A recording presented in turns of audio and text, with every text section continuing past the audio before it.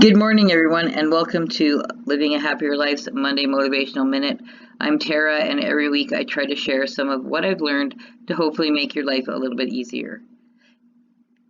It happens to all of us. You're in the middle of a project or a goal, and you're cruising right along when you hear that voice telling you that you're going to fail or that you're no good. You look around to see where that horrible voice is coming from, and you realize it's coming from you.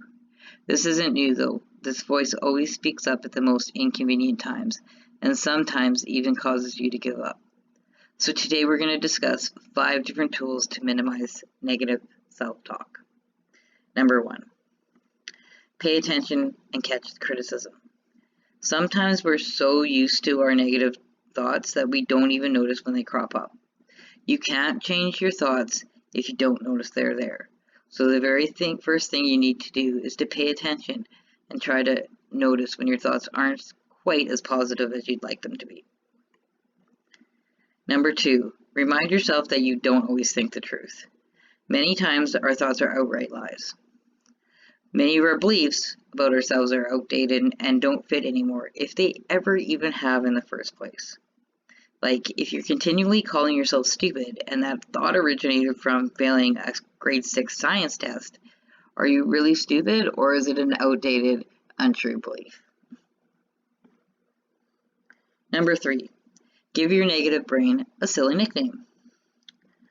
I call mine Bob, as What About Bob with Bill Murray? That dates me a little bit, but that dude was just a negative guy, so it just kind of fits.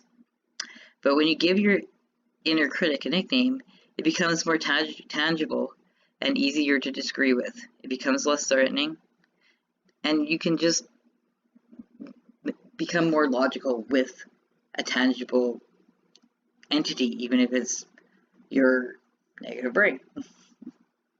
Number 4, argue, argue, argue.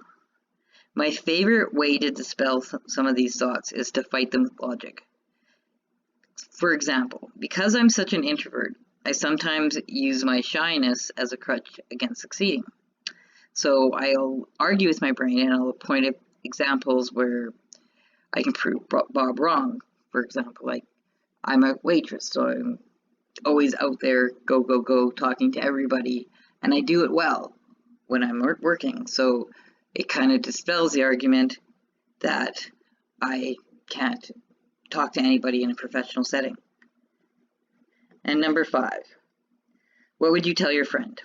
The best way to dispel these thoughts is to learn to treat yourself like a friend.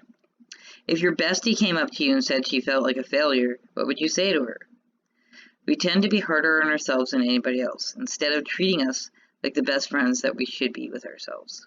So be a little nicer to yourself. There are numerous ways to quiet and eventually change the negativity that resides in us. But these are my favorites. I hope they help. And I hope you have a very wonderful week.